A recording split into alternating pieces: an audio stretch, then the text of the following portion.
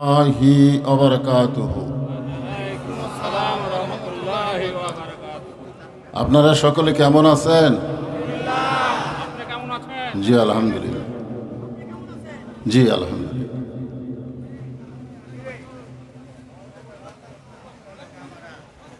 আমরা এমন একটা দেশে বসবাস করি, জায়গা ছোট, মানুষ বেশি, ঠিক না? দেশের নাম কি? গোটা পৃথিবীর মানচিত্রে এত ঘন বসতি দেশ আর একটাও নেই। হইচয় না, হইচয় না।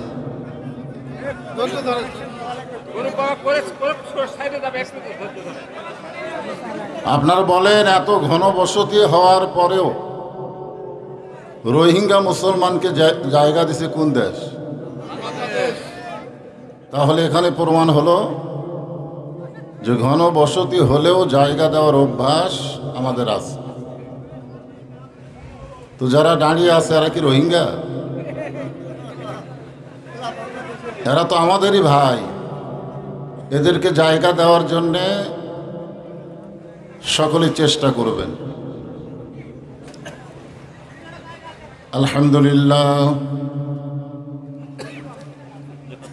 আলহামদুলিল্লাহ নাহমাদুহু ওয়া নাস্তাঈনুহু ওয়া নাস্তাগফিরুহু ওয়া নু'মিনু বিহি ওয়া নাতাওয়াক্কালু আলাইহি ওয়া নাউযু বিল্লাহি মিন শুরুরি আনফুসিনা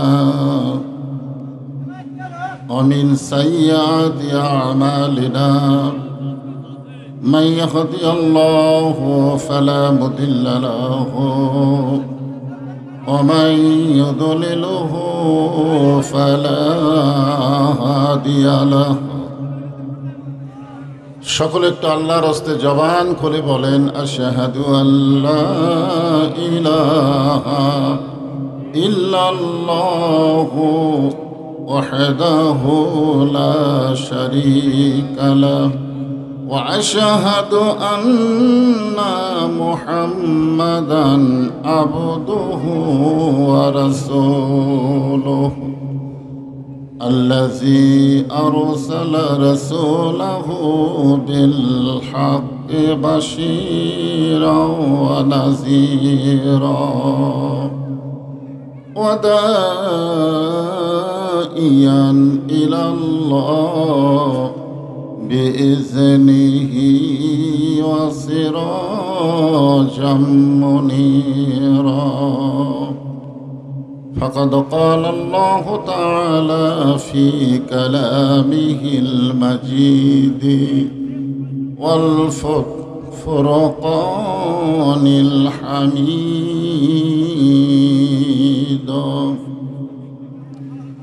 জবান খুলে সকলে পড়েন, আউযু বিল্লাহি মিনাশ শাইতানির রাজীম বিসমিল্লাহির রহমানির রহিম। ইযা আসাবাতুহুম মুসিবাতুন ক্বালু ইন্না লিল্লাহি ওয়া ইন্না ইলাইহি রাজিউন। ইন্নাল্লাহা ওয়া মালাইকাতাহু ইসাল্লুনা আলান নবী ইয়া আইয়ুহাল্লাযীনা আমানু সাল্লু আলাইহি ওয়া সাল্লিমু তাসলিমা। আল্লাহুম্মা সাল্লি আলা মুহাম্মাদ ওয়া আলা আলি মুহাম্মাদ كما صليت على إبراهيم وعلى آل إبراهيم إنك حميد مجيد। اللهم بارك على محمد وعلى آل محمد كما باركت على إبراهيم وعلى آل إبراهيم إنك حميد مجيد. ফ্যান তার বাতাস একটু গায়ে লাগাবে।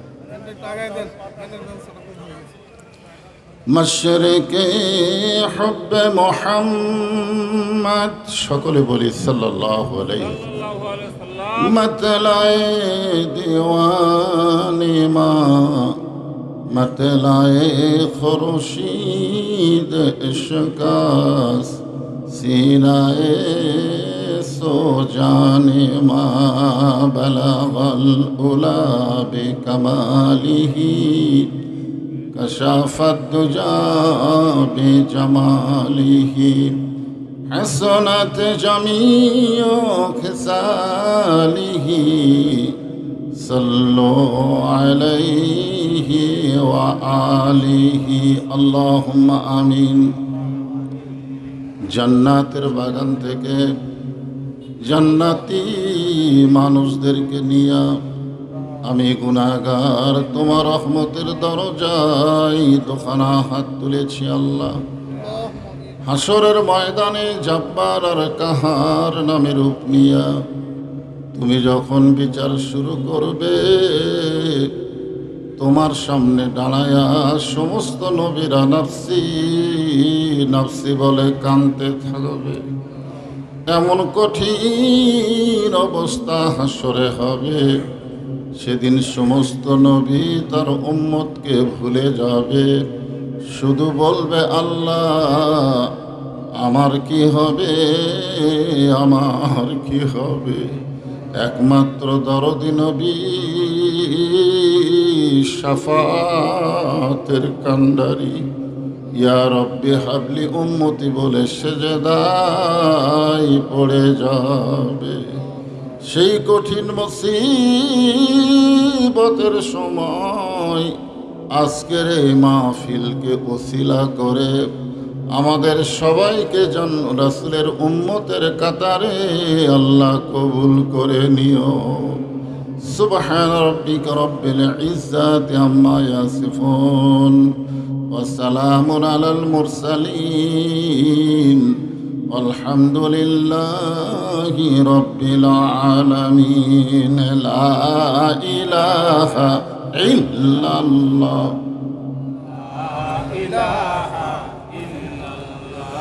লা ইলাহা ইল্লাল্লাহ লা ইলাহা ইল্লাল্লাহ লা ইলাহা ইল্লাল্লাহ লা ইলাহা ইল্লাল্লাহ।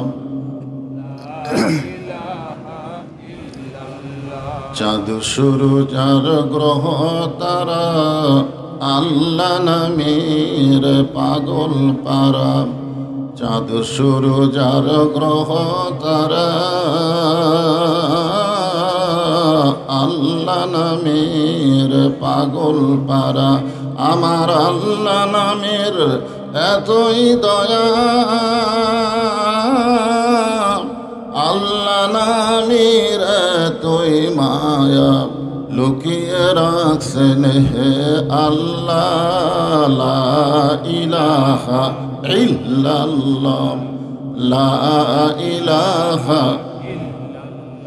লা ইলাহা ইল্লাল্লাহ মুহাম্মাদুর রাসূলুল্লাহ। সকলে রাসূলের মহব্বতে পড়ি সাল্লাল্লাহু আলাইহি ওয়াসাল্লাম।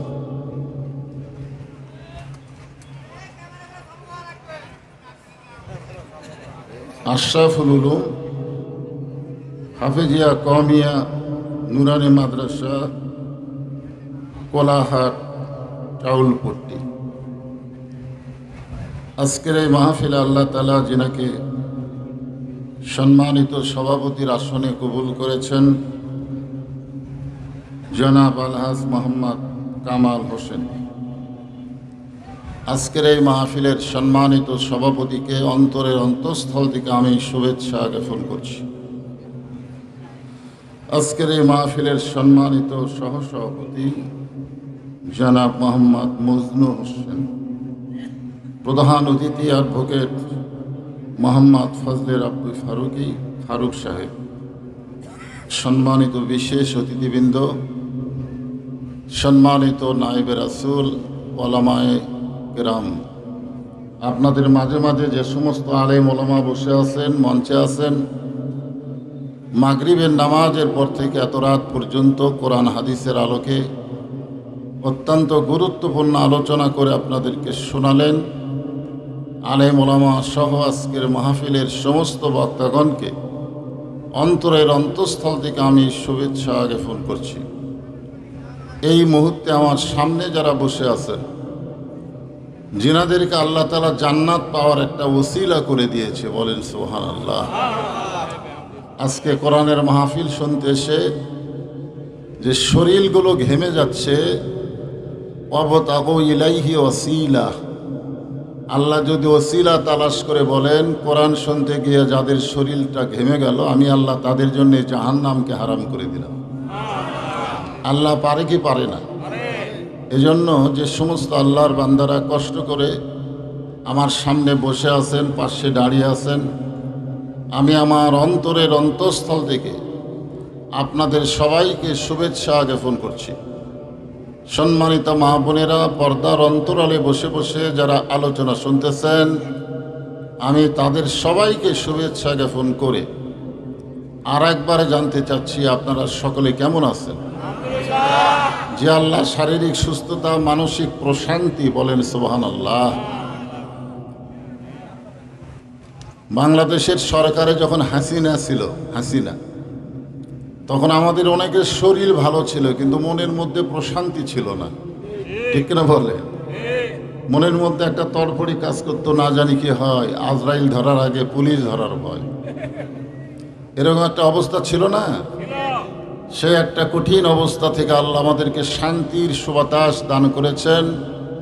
শারীরিক সুস্থতা এবং মানসিক প্রশান্তি নিয়ে যারা আমার সামনে বসে আছেন, সকলেই জবান করে বলবেন, রব্বানা লাকাল হামদ হামদান কাসীরান তাইয়িবান মুবারাকান ফীহি। আমরা প্রশংসা করলাম কার? কেন করলাম? হ্যাঁ, বহু কারণ। আল্লাহর প্রশংসা করার কারণের হিসাব দেওয়া যাবে, কিন্তু এক নম্বর আছে তো। যতই কারণ থাকে, এক নম্বর নেই। 1 নম্বর, 2 নম্বর, 3 নম্বর, এরকম বহু কারণ। কিন্তু শুরুটা তো করতে হবে কয় নম্বর থেকে? আপনারা বলেন তো, আল্লাহর প্রশংসা করার 1 নম্বর কারণ কি? না, আল্লাহর প্রশংসা করার 1 নম্বর কারণ হলো আল্লাহ আমাদের পক্ষে আছে। কেমনে বুঝলেন? কারণ রুহের জগতে অসংখ্য রুহু, এই দুনিয়াতে আসার আগে আর একটা জগৎ ছিল, তার নাম হচ্ছে আলমে আরওয়াহ। আল্লাহ ইচ্ছা করলে আমাদেরকে হিন্দুর ঘরে, বৌদ্ধর ঘরে, খ্রিস্টানদের ঘরে পাঠাবার পারতেন। কিখন পারতেন কি পারতেন না? কিন্তু আল্লাহ ওই সকল ঘরে না পাঠাইয়া সরাসরি জন্মগতভাবে আমাদেরকে মুসলমানের ঘরে কবুল করে মুসলমান হওয়ার তৌফিক দান করেছেন। এই জন্যে আল্লাহর প্রশংসা কম হবে না বেশি হবে? কেউ যদি বলেন, হুজুর আমি হিন্দুর ঘরে, বৌদ্ধর ঘরে, খ্রিস্টানের ঘরে জন্ম নিলাম, আমি কি ধর্মিক না? না, আল্লাহ বলেছেন, অমাইয়াবতাগি গয়রাল ইসলামা দীনান ফালা ইউকবালা মিনহু। ইসলাম ছাড়া অন্য কোনো ধর্ম, অন্য কোনো জীবন ব্যবস্থা কেউ যদি গ্রহণ করে, আল্লাহ বলেছেন কখনোই তা কবুল করা হবে না। আল্লাহর কাছে 1 নম্বর কবুলযোগ্য ধর্মের নাম কি? সবাই বলেন, নাম কি? আর সেই ইসলামের ভিতরে আল্লাহ আমাদের মুসলমান হিসাবে কবুল করেছেন। এই জন্য আল্লাহর দরবারে প্রশংসা কম হবে না বেশি হবে? জবান খুলে বলে আলহামদুলিল্লাহ। আমাদের ভাগ্য এত ভালো, আমাদের এই কপালটা এত ভালো যে আমরা ভাগ্য গুণে এমন একজন নবী পাইছি, সুবহানাল্লাহ বলেন, যেই নবী ঘোষণা করেছেন, এই মনোযোগ দিয়ে শোনেন, যেই নবী ঘোষণা করেছেন আমার কোনো উম্মত সে যত বড়ই পাপী হোক, সে যত পাপ করুক, কিন্তু ঈমান নিয়ে যদি কবরে আসে আমি রাসূল ওয়াদা দিয়ে দিলাম তাকে সঙ্গে করে জান্নাতে নিয়ে যাব। এই জন্যে বাংলাদেশে একটা গান ছিল, এখন সে গান আর গায় না। আসেন আমার মুক্তার, আসেন আমার ব্যারিস্টার, শেষ বিচারের হাইকোর্টেতে তিনি আমায় করবেন পার, আমরা পাপী তিনি জামিনদার। আল্লাহ যখন হাকিম হয়ে আমাদেরকে আসামি করে বিচার শুরু করবেন, ওই সময় আমাদের নবী উকিল হয়ে ব্যারিস্টার হয়ে আমাদেরকে সুপারিশ করে আমাদেরকে জামিন করে জান্নাতে পৌঁছায় দিবে। এমন একজন নবীর উম্মত হওয়াতে খুশি না বেজার? তাহলে জবান করে আর একবার বলি আলহামদুলিল্লাহ। আল্লাহর প্রশংসা করার আর একটা কারণ হলো আপনারা যে কোরআন থেকে ওয়াজ শুনতে আইছেন, ওয়াজ যে কোরআন থেকে তাফসির শুনতে এসেছেন, আপনারা সত্যি করে বলেন এই কোরআনের মধ্যে কি কোনো সন্দেহ আছে? এ কোরআনের মধ্যে কি কোনো ভুল আছে? এ কোরআনের মধ্যে কি কোনো গোজামিল আছে? তাহলে দেখেন আপনারা 3 বার বললেন সন্দেহ নাই, ভুল নাই, গোজামিল নাই। সেই কোরআন থেকে আপনারা আলোচনা শুনবেন। আপনাদেরকে এখন আমি বলবো, বর্তমান যে সংসদ যে আইন দিয়া বাংলাদেশ চলতেছে, এ আইনের মধ্যে ভুল আছে না নাই? এ আইনের মধ্যে সন্দেহ আছে না নাই? এ আইনের মধ্যে ধোঁকা আছে না নাই? তাহলে আল্লাহর কোরআন শুধুমাত্র ওয়াজ শোনার কিতাব না আল্লাহর আইনের কিতাব? তাহলে যে আইনের মধ্যে ভুল আছে, ধোঁকা আছে, সন্দেহ আছে, আমরা সে আইন মাইনা চলে ঈমান নিয়ে মরতে পারবো, এটা কঠিন অবস্থা। আল্লাহ বলেছেন লা তামুতুন্না, মৃত্যুবরণ করো না ইল্লা ওয়া আনতুম মুসলিমুন, যতক্ষণ মুসলমান না হবে। আমরা মুসলমানের ঘরে জন্ম নিয়েছি, আমাদের ভাগ্য ভালো। আমরা বিশ্বনবীর উম্মত হতে পেরেছি, আমাদের কপাল ভালো। আমরা নির্ভেজাল কোরআন পেয়েছি, আমাদের মধ্যে সৌভাগ্যবান ব্যক্তি আর কেউ নাই। জোরে কোন কথা ঠিক কি না? কিন্তু সমস্যা হলো আমি যে আয়াতে কারিমা তেলাওয়াত করলাম, আয়াতের উপরে আজকের তাফসির হবে। আমাদের বগুড়ার কাহালুতে কোনো মানুষ যখন মারা যায়, মরার খবর শুনেই সকলে বলে ইন্না লিল্লাহি ওয়া ইন্না ইলাইহি রাজিউন। আপনাদের এই বদলগাছির খবর কি? একই খবর।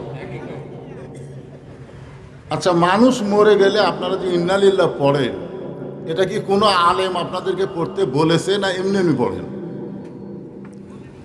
মানুষ মারা গেলে যে ইন্না লিল্লাহ বলা লাগবে, এ ব্যাপারে কোনো হাদিস শুনছেন আপনারা? শুনছেন? আজ পর্যন্ত বাংলাদেশের কোনো মৌলানাকে আপনাদের বলেছে যে মানুষ মরে গেলে বলতে হবে ইন্না লিল্লাহি ওয়া ইন্না ইলাইহি রাজিউন? এটা কেউ কি আপনাদের বলছে? আমি আমার বহু ওস্তাদকে বলেছিলাম যে হুজুর, এই যে মানুষ মরে গেলে আমরা মরার খবর শুনেই বলি ইন্না লিল্লাহি ওয়া ইন্না ইলাইহি রাজিউন, এটা কোরআন এবং হাদিসের কোন জায়গায় বলতে বলা হয়েছে? তো কয় না, এটা আগে থেকে হয়ে আসতেছে, আমরাও তাই বলি। আচ্ছা, ইসলাম কি সেই ধর্ম নাকি যে হয়ে আসতেছে আমরাও করতেছি? এরকম ধর্মের নাম ইসলাম না। এখানে আল্লাহ তাআলা ডাইরেক্ট বলে দিচ্ছেন, ইনডাইরেক্ট না। কোরআনের কতগুলো কথা আছে ডাইরেক্ট, আর কতকগুলো কথা আছে হিকমতের সাথে। এখানে আল্লাহ কি বলতেছেন? ইজা মানে যখন, আসাবাতুহুম মুসিবা, তোমাদের উপরে বিপদ আপদ মুসিবত আসবে, কালু, তখন তোমরা বলবে ইন্না লিল্লাহি ওয়া ইন্না ইলাইহি রাজিউন। এখন আপনারা বলেন এই কোরআনের আয়াত এটা কখন পড়তে হবে? বিপদ আপদ মুসিবত যখন আসবে তখন পড়তে হবে। আপনারা বলেন মুসলমান দাবি করার পরেও মানুষের তৈরি আইন দিয়া চলা, এটা রহমত না বিপদ? জোরে বলেন, রহমত না বিপদ? তাহলে যতদিন পর্যন্ত কোরআনের ওয়াজ শুনবো কিন্তু আল্লাহর কোরআন অনুযায়ী আমরা না চলবো, আমরা কি বিপদে আছি না ভালো আছি? আমরা কি সারা জীবন বিপদেই থাকতে চাই? আমাদের ভালো থাকার দরকার আছে না? জোরে করে আছে না? ভালো থাকার দরকার আমাদের আছে। এই মাসটা হলো আরবিতে কি মাস? রবিউল আউয়াল মাস। জোরে বলেন কি মাস? রবিউল আউয়াল মাস। আমি মাসটাকে সামনে নিয়ে কোরআনের আয়াতকে আপনাদের সামনে তাফসির করার নিয়ত করতেছি। খুব কঠিন গরমের মধ্যে আপনারা বসে আছেন, একটু একটু মনোযোগ দিয়ে শুনতে হবে। রাজি আছেন তো সবাই? আল্লাহর একজন মস্ত বড় পায়গাম্বার, এই ছোটো ছোটো বাচ্চারা খেয়াল করো, মস্ত বড় পায়গাম্বার, কোরআনে আল্লাহ তাআলা সেই নবীর নাম সবচাইতে বেশি উচ্চারণ করছেন। আপনারা আল্লাহর কোরআন কি পড়েন? হ্যাঁ, দুই একজন জি কইছে, বাদ বাকি কয়নি। আপনারা বলেন তো ওই ব্যক্তি চাইতে দুর্ভাগ্যবান ব্যক্তি কে, যে খায়রুকুম মান তাআল্লামাল কোরআন ওয়া আল্লামা, এ হাদিস রাসূল বলার পরেও কোরআন পড়তে পারে না। আল্লাহ রাসূল বলেছেন ওই ব্যক্তির চাইতে উত্তম কোনো ব্যক্তি নাই যে ব্যক্তি কোরআন পড়ে এবং অপরকে কোরআনের শিক্ষা দেয়। যে মাদ্রাসায় এতক্ষণ ছিলাম, আমাকে বলে হুজুর এ জায়গা আমরা ভাড়া নিছি, ভাড়া নিয়ে এখানে মাদ্রাসা চালায়। আপনারা বলেন তো বাংলাদেশের কোনো প্রাইমারি ভাড়া নিয়ে চলায়? এ কথা কন, ভাড়া নিয়ে চলায়? প্রাইমারির মধ্যে কি শিক্ষা দেয়? হ্যাঁ, আগডুম বাগডুম ঘোড়ারম সাজে ঢাক ঢোলক ঝাঁঝর বাজে, বাজতে বাজতে চললো ঢুলি, ঢুলি গেল কমলা ফুল, কমলা ফুলির টিয়াটা সূর্যমামার বিয়াটা, আয়রে আই টিয়ে নায়ে ভরা দিয়ে না লেগালো বোয়াল মাছে, তাই না দেখে ভোদন নাচে। আপনারা বলেন এইরকম মিথ্যা শিক্ষা যে বাংলাদেশে দেওয়া হয়, আর সেই শিক্ষালয় ভাড়া নিয়ে চালাতে হয় না, সরকারের পক্ষ থেকে 2 তলা 3 তলা পর্যন্ত বিল্ডিং করে দেওয়া হয়, আর যেখানে আল্লাহর কোরআন শিক্ষা দেওয়া হয় সেই মাদ্রাসা ভাড়া নিয়ে চালাতে হয়। এটা কি রহমত না বিপদ? তাহলে এই অবস্থায় আপনারা কি পড়বেন? হ্যাঁ, বুঝতে হবে। তো মস্ত বড় পয়গম্বর নাম হলো মুসা কালিমুল্লাহ, এই কোরআন সব পড়বেন। এই কোরআনের মধ্যে আল্লাহ সবচাইতে বেশি যেই নবীকে নিয়ে ওয়াজ করছেন সেই নবীর নাম কি? মুসা কালিমুল্লাহ। কেন করছেন? এই নবী একটু কি ছিলেন? খুব গরম।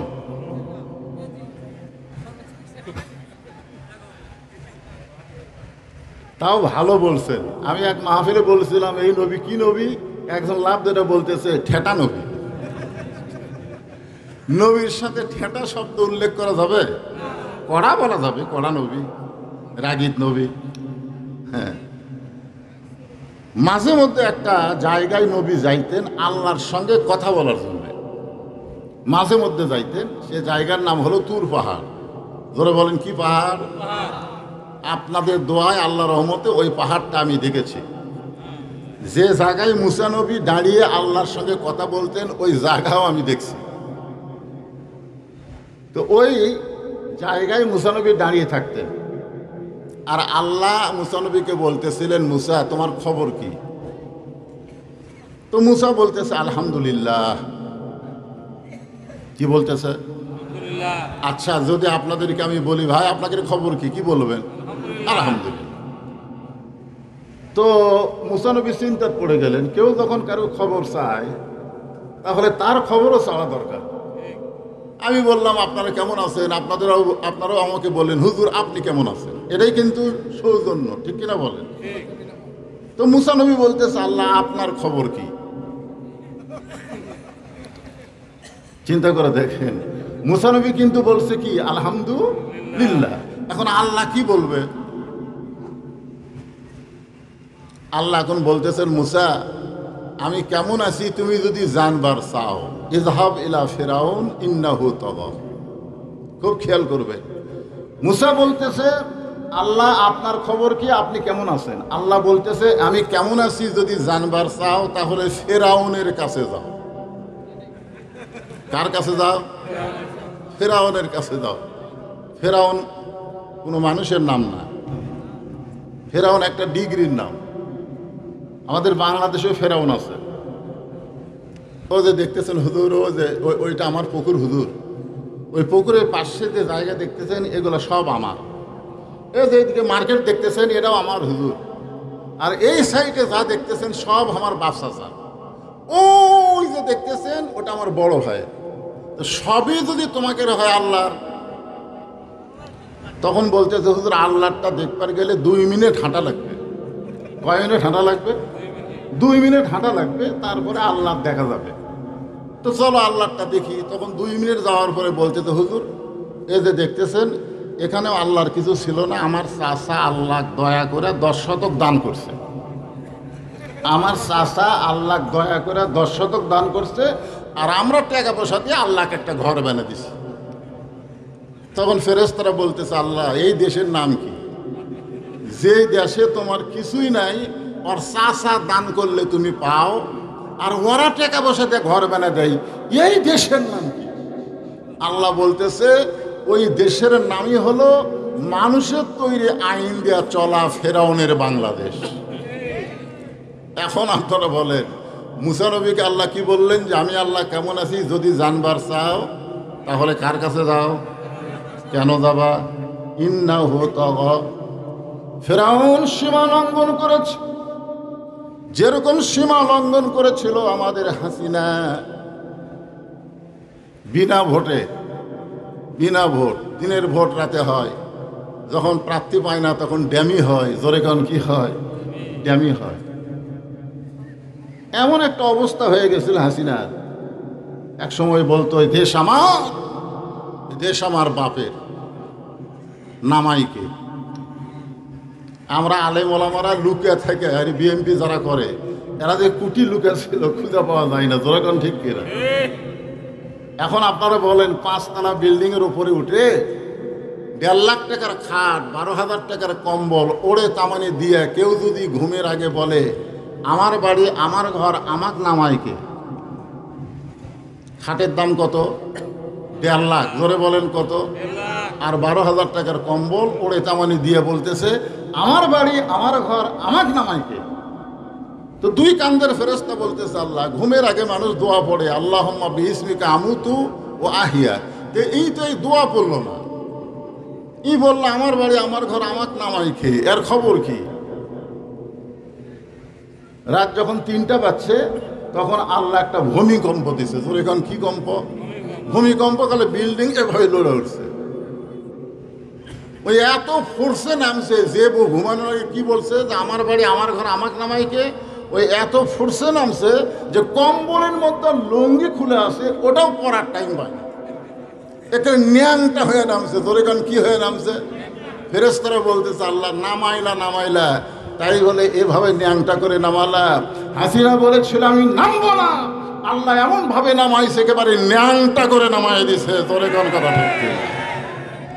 এরই নাম হলো তাবা, এরই নাম হলো সীমা লঙ্ঘন করা। আল্লাহ বলেছেন মুসা আমি আল্লাহ কেমন আছি যদি জানবার চাও তাহলে ফেরাউনের কাছে যাও। কার কাছে? মুসা নড়ে না, মুসা নড়ে না। আল্লাহ বলে মুসা কি খবর, আমি কেমন আছি তুমি জানবা না? আল্লাহ আপনাকে আর একটা প্রশ্ন করবার চাই। বলে কি প্রশ্ন? বলে আমার যা আছে আপনার তা নাই। আল্লাহ বলতেছে মুসা কি কইলা?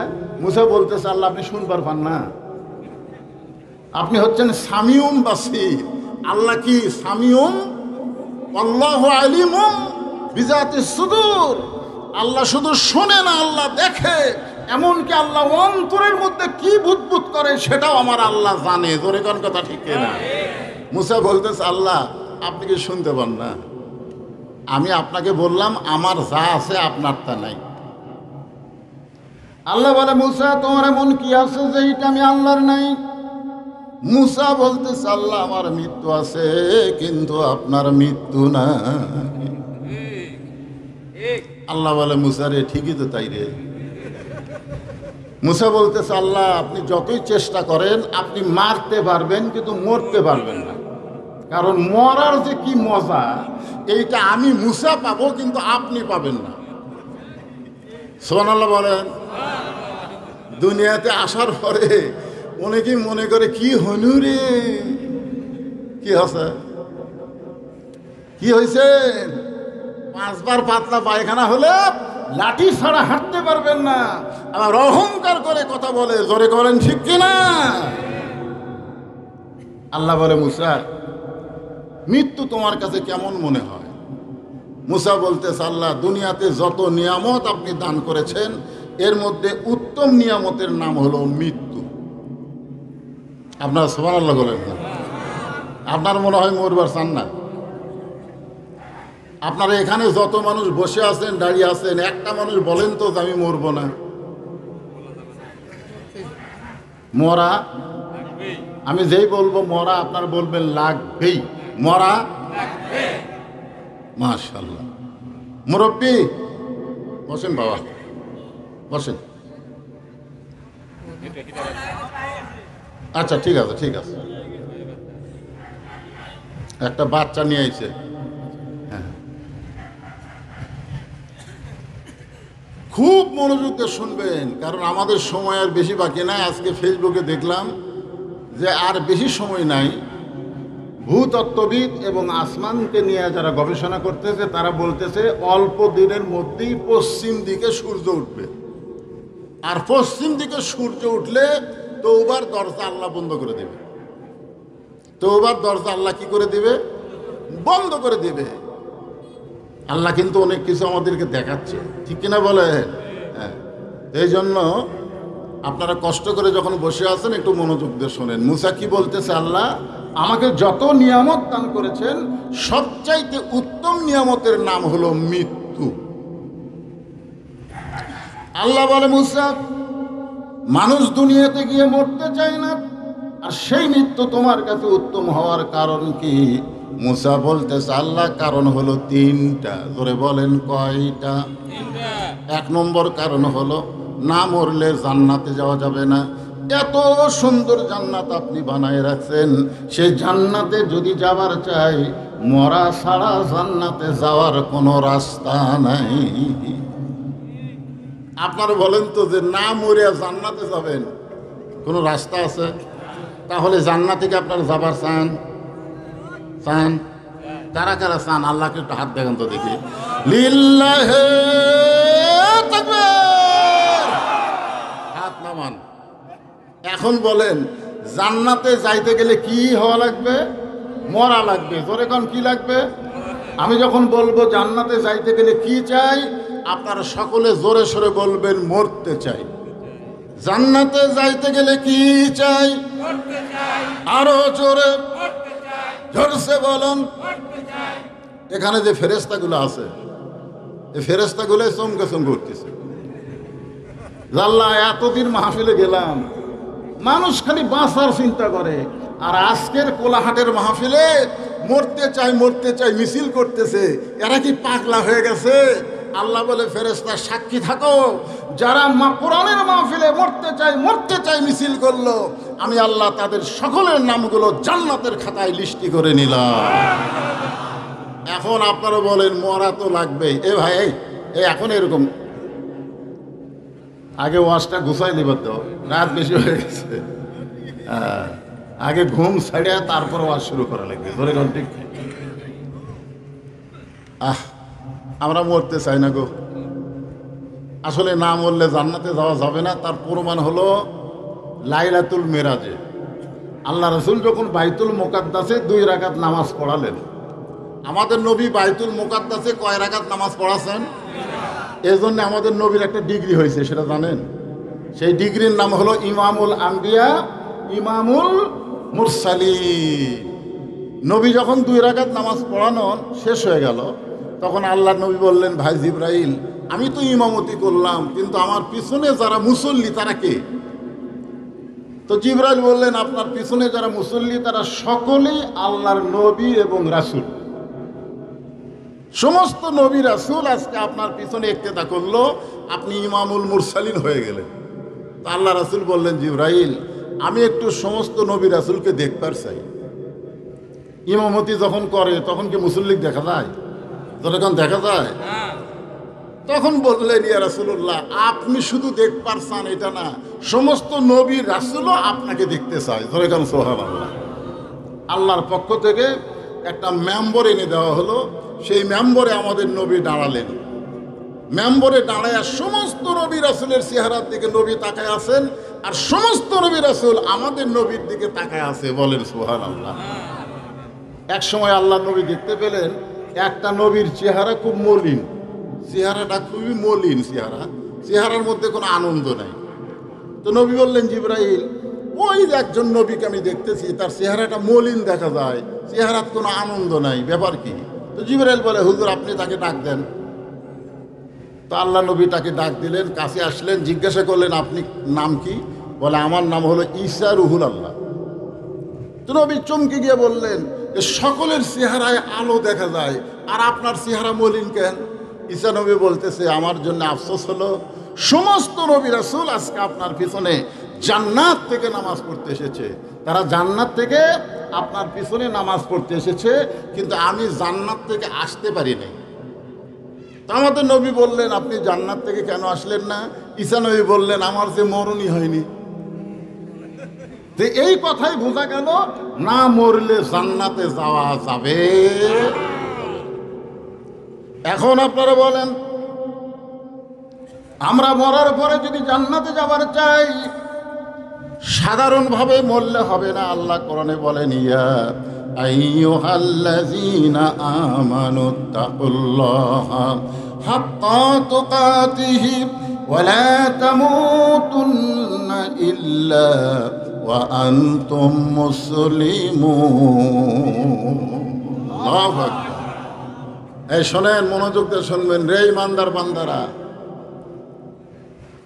ইমানদার বান্দারা, তোমরা যদি আল্লাহর ভয়কে তোমাদের কলিজার মধ্যে রাখতে চাও, আত্তাকুল্লাহ, আল্লাহর ভয় করা লাগবে কি লাগবে না?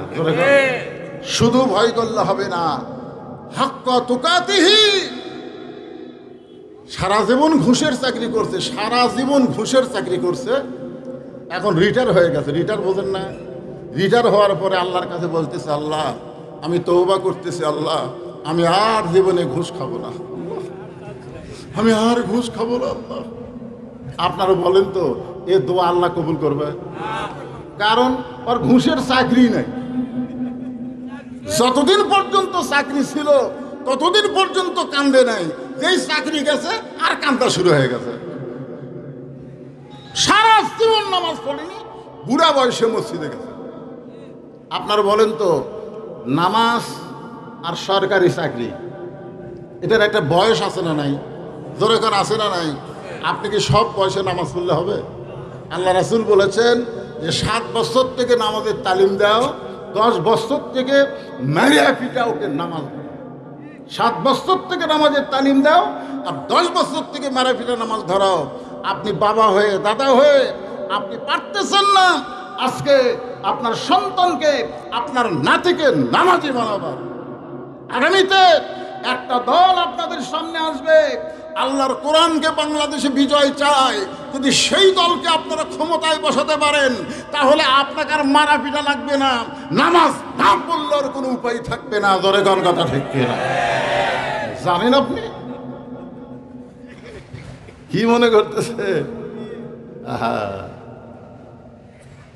নামাজ পড়লে 3টি লাভ। জোরে বলেন কয়টি লাভ? এই 3টা লাভই হলো দুনিয়াতে। এখন একটা ফেসবুকের মধ্যে একটা মিছিল বলে, চাঁদা তুললে 3টি লাভ। নামাজ পড়লে 3টা লাভ দুনিয়াতে। জোরে এখন কয়টা? 1 নম্বর লাভ হলো ইন্নাস সালাতা তানহা আনিল ফাহশাই ওয়াল মুনকার।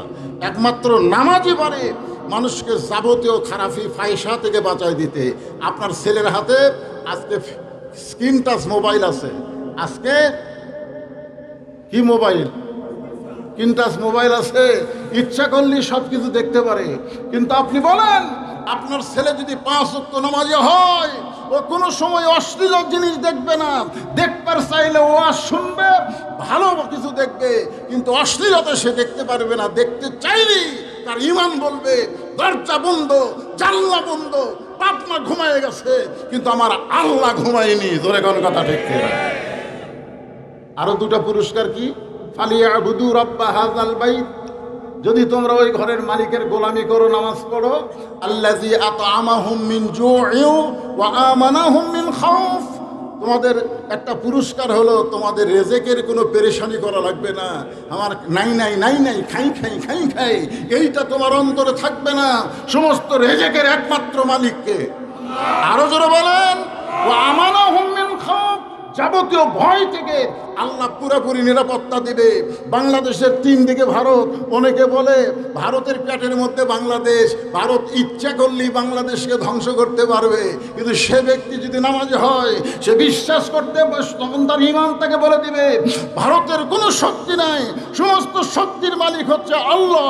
আল্লাহ যদি নমরুদের আগুনের মধ্যে আমাদের জাতির পিতা ইব্রাহিমকে মুক্ত করে, আল্লাহ যদি সাগরকে মুসা নবীর জন্য রাস্তা বানায় দেয়, তাহলে ভারত যত অ্যাটম বোমা, হাইড্রোজেন বোমা মারুক, বাংলাদেশের মুসলমানের ঈমানের কাছে এগুলো মিষ্টি বাঙ্গি তরমুজ হতে বাধ্য হয়ে যাবে। জোরে গান কথা চিন্তা করেন। হ্যাঁ, মরলি জান্নাত। জান্নাতে যদি যাবার চাই, মরা ছাড়া উপায় নাই। সকলে আমার সঙ্গে সুরে সুরে বলবেন, জান্নাতে যদি যাবার চাই, মরা ছাড়া জান্নাতে যাওয়ার কোনো উপায় নাই। আল্লাহ বলে, মুসা মৃত্যুকে পছন্দ করার 2 নম্বর কারণ কি? মুসা নবী বলেছেন কারণ হলো 3টা। জোরে বলেন কয়টা? তাহলে 2 নম্বর কারণ কি? মুসা বলতেছে, আল্লাহ মৃত্যুকে পছন্দ করার 2 নম্বর কারণ হলো আমার মৃত্যুটা কেবলমাত্র আপনার জন্যেই আমি ওয়াকফ করে দিছি। আমার এলাকার এক ছেলে, প্রথম বাচ্চা ছেলে হয়েছে, আমাকে এসে বলতেছে, হুজুর আল্লাহ রহমতে আমি একটা ছেলে হয়েছে, আপনি আলেম মানুষ, একটা ভালো নাম রাখেন তো। তা আমি বললাম, বাবা তোমার ছেলের নাম রাখো আবু সাইদ। কি নাম? যেই বলছে আবু সাইদ, আমার হাতে 500 টাকা দিয়া বলে, হুজুর আবু সাইদ তো প্রথম জীবন দিল, আর এই জীবন দেওয়াই তো হাসিনার পতন হলো। এত খুশি হয়ে গেছে, এখন বউ ডাকতেছে আবু সাইদের মা, ও আবু সাইদের মা, আর বউ ডাকতেছে আবু সাইদের বাপ। আমি কইলাম, কে রে? আবু সাইদ তো মরেনি রে, কিন্তু আমাদের গ্রামে একটা আবু সাইদ জন্ম নিয়েছে। তোর এখন ঠিক কিনা? আমার এক পাড়াপড়শি খালা বহু তদবির করে তার মেয়ের বাচ্চা হয় না, এবার একটা মেয়ে হয়েছে। আমার কয়, বাবা তুমি আলেম মানুষ, আমার একটা নাতনি হয়েছে, তুমি একটা ভালো নাম রাখো। আমি বললাম, খালা আপনার মেয়ের নাম রাখেন হাসিনা। যেই বলছে হাসিনা, খালা খালি গো গো গো গো করতেছে। আমি বললাম, খালা খবর কে? তুই একটা আলেম না জালেম রে? তোরে নিয়ে বললাম একটা ভালো নাম রাখ, আর তুই একটা খুনি হাসিনার নাম বললি। তার মানে বোঝা গেল হাসিনা বেঁচে থাকতেও পচে গেছে, আর আবু সাইদ দুনিয়া থেকে বিদায় নেওয়ার পরেও জীবিত আছে। তোরে কোন কথা দেখতে না। এই জন্যে মুসা বলতেছে, আল্লাহ মৃত্যুকে পছন্দ করার 2 নম্বর কারণ হলো আমার মৃত্যুটা কেবলমাত্র আপনার জন্যে আমি ওয়াকফ করে দিয়েছি। একটা লোকের নাম বলি, আপনারা চিনেন নাকি? লোকটার নাম হলো মীর কাসিম আলী। জোরেকার নাম কি? মীর কাসিম আলী। উকিল এসে বলতেছে, স্যার আজকে রাত 12টায় আপনার ফাঁসি হবে। আজকে রাত 12টায় আপনার কি হবে? ফাঁসি হবে। তো মীর কাসিম আলী বলতেছে, এখন কয়টা বাজে? তো বলে, এখন 9:30 বাজে। তো মীর কাসিম আলী বলতেছে, আলহামদুলিল্লাহ আলহামদুলিল্লাহ, এখনো 2.5 ঘন্টা আছে, এখনো 2.5 ঘন্টা আছে। উকিল বলতেছে, স্যার রাত 12টায় ফাঁসি হবে। মীর কাসিম আলী বলতেছে, উকিল 2.5 ঘন্টা সময় অযথা বসে থাকা লাভ কি? আমি 2 ঘন্টা ঘুম পারবো। যার 2.5 ঘন্টা পর ফাঁসি হবে সে বলতেছে, অযথা বসে থাকা লাভ কি? আমি 2 ঘন্টা ঘুম পারি। যদি চেতন না পাই, যদি চেতন না পাই, তুমি আমাকে একটু ডাক দিও। উকিল মনে মনে কয় যে ফাঁসির চিন্তায় লোকটা পাগল হয়ে গেছে। ফাঁসির চিন্তায় লোকটা কি হয়ে গেছে? পাগল হয়ে গেছে। 2.5 ঘন্টা পর ফাঁসি হবি, তাই বলে 2 ঘন্টা ঘুম পারবি। যদি চেতন না পাই তাহলে ডাক দেওয়া লাগবে। উকিল মন খারাপ করে ফাঁসির কন্ডম সেল থেকে বের হয়ে যায়। রাত যখন 11:30 বাজে, তখন উকিল কন্ডম সেলের মধ্যে ঢুকে দেখে মীর কাসিম আলী নাক ডাইকে ঘুম পাড়তেছে। উকিল কয়, কে রে? আর মাত্র 8 ঘন্টা টাইম, আর এই সময় নাক ডাইকে ঘুম পাড়তেছে, এই মানুষ কারে? পায়ের আঙ্গুল নড়াইছে। মীর কাসেম আলী চেতন হয়ে বলতেছে, ভাই কি সময় হয়ে গেছে? না স্যার, এখন 11:30 বাজে। আলহামদুলিল্লাহ, তাহলে এখনো 8 ঘন্টা আছে। মীর কাসেম আলী ওযু করলেন, 2 রাকাত নামাজ আদায় করলেন, কোরআনের সূরা মুজাম্মিল সূরা রহমান তেলাওয়াত করলেন। তেলাওয়াত করার পরে ফাঁসির কন্ডম সেলের মধ্যে সবচাইতে ভালো যে পাঞ্জাবি আছে সেই পাঞ্জাবিটা গায়ে দিয়ে চিরুনি দিয়ে মাথা হাসড়ায় বলতেছে, উকিল দেখো তো আমাকে কেমন লাগতেছে। উকিল কান্দে আর বলে, স্যার আপনি কি শ্বশুর বাড়ি যাবেন? আপনার ফাঁসি হবে আর আপনি সুন্দর পাঞ্জাবি গায়ে দিয়া মাথার চুল হাসড়ায় বলেন আমারে কেমন লাগতেছে। মীর কাসেম আলী হাসি আর বলে, উকিল ফাঁসি হবে আমার আর কাঁদতেছে তুমি। আমি 2 ঘন্টা ঘুমের মধ্যে আল্লাহ পাক আমারে দেখাইছে, আল্লাহ তাখাফু ওয়ালা তাহজানু ওয়া আবশিরু বিল জান্নাতিল্লাতী কুনতুম তুআদুন। মীর কাসেম আলী মুসলমান হয়ে ফাঁসির মঞ্চ দিয়ে তুমি দুনিয়ার কোনো কবরে যাবে না, আমি আল্লাহ তোমাকে জান্নাতে বরণ করে নেব। তা আল্লাহর জন্য জীবন দেওয়া এটাকে ফাঁসি না, এটাকে মৃত্যু না? আল্লাহ কোরআনে বলেন, ওয়ালা তাকুলু লিমান ইউকতালু ফি সাবিলিল্লাহি আমওয়াতুন বাল আহইয়াউ ওয়ালাকিন লা তাশউরুন।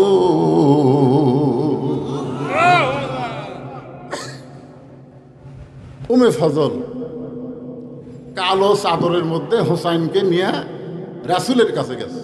খুব খেয়াল করে শুনবেন, কালো চাদরের মধ্যে কাকে নিয়ে? হোসাইন। নাম শুনছেন? হোসাইনের নাম শুনছেন?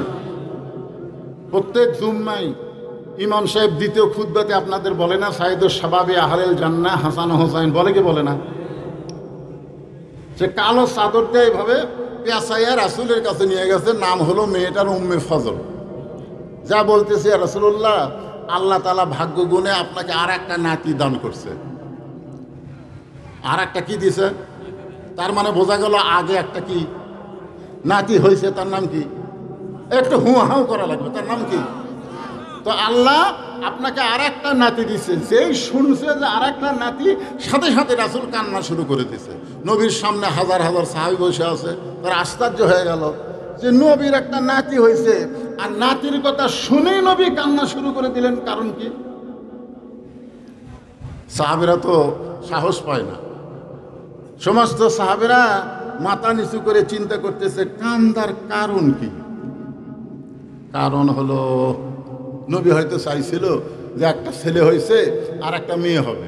আমার ফাতেমার একটা হাসান হয়েছে আর একটা মেয়ে হবে, হোসনে আরা হবে। এইরকম হয়তো নবী মনে করছিল। সাহাবীরা মনে মনে এটা চিন্তা করতেছে। কি মনে করতেছেন? একটা ছেলে আর একটা মেয়ে হলে ভালো হয় না? আমার 4টা ভাই, বড় ভাইয়ের ছেলে আছে, মেয়ে আছে। আমার ছোট ভাইয়ের ছেলে আছে, মেয়ে আছে। আমার সবচাইতে ছোট যে ওরও ছেলে আছে, মেয়ে আছে। কিন্তু আমাকে আল্লাহ কোনো ছেলে দেয়নি, 3টা মেয়ে দিছে।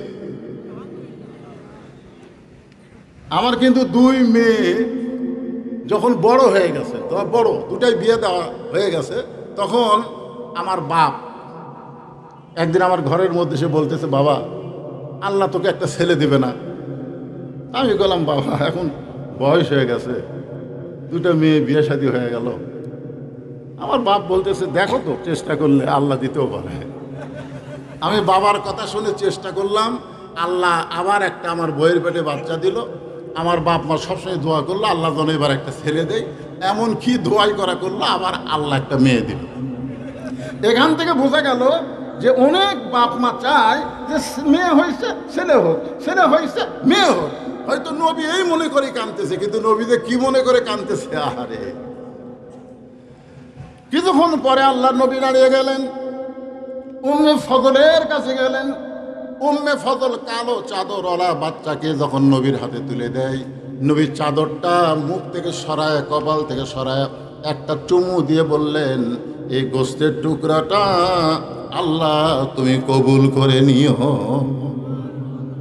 যেই নবী বললেন এই গোস্তের টুকরাটা আল্লাহ তুমি কবুল করে নিও, সমস্ত সাহাবেরা বললেন, ইয়া রাসূলুল্লাহ এটা কেমন দোয়া করলেন? আপনার ছোট নাতিকে আপনি গোস্তের টুকরা কেন বললেন?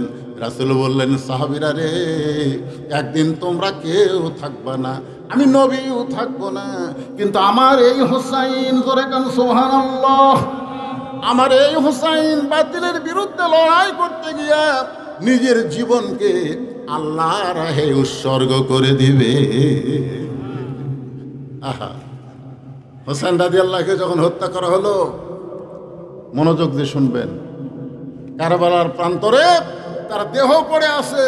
আমি আপনাদের বুঝাইতেছি মুসা নবীর 2 নম্বর, আমার মৃত্যুটা কেবলমাত্র কার জন্যে? আপনারা যারা বসে আছেন, আমাদের মৃত্যুটা কার জন্যে? আল্লাহর জন্যে। কারা কারা মরতে চান 2 হাত তুলে আমার আল্লাহকে দেখান। লিল্লাহি তাকবীর। আল্লাহ তোমার জন্য ইমানের উপরে সবাইকে কবুল করো, জোরে করো আমিন। ভাইজান, আল্লাহর জন্য যদি আমরা মরতে চাই, এই নিয়তটা যদি আমাদের কলিজার মধ্যে থাকে, দুনিয়ার কোনো বাতিল আমাদের সামনে দাঁড়াতে পারবে না। জোরে বলেন কথা ঠিক কি না? দেহ পড়ে আছে কারবালায়, আর মাথা নিয়ে গেছে দামেস্কে। কোথায় নিয়ে গেছে? দামেস্কে নিয়ে গেছে হোসাইনের মাথা। তখন চেয়ারে বসেছিল ইয়াজিদ, ক্ষমতার চেয়ারে বসেছিল কে? সবাই নামটা মনোযোগ দিয়ে শুনবেন। নাম কি? আপনারা বলেন তো, আপনাদের এই গোটা এলাকায় মাইকিং করে বলবেন তো, ইয়াজিদ নামের কোনো মানুষ আছে? আছে? আচ্ছা আপনারা বলেন তো, আপনাদের এলাকায় হোসাইন আছে না নাই?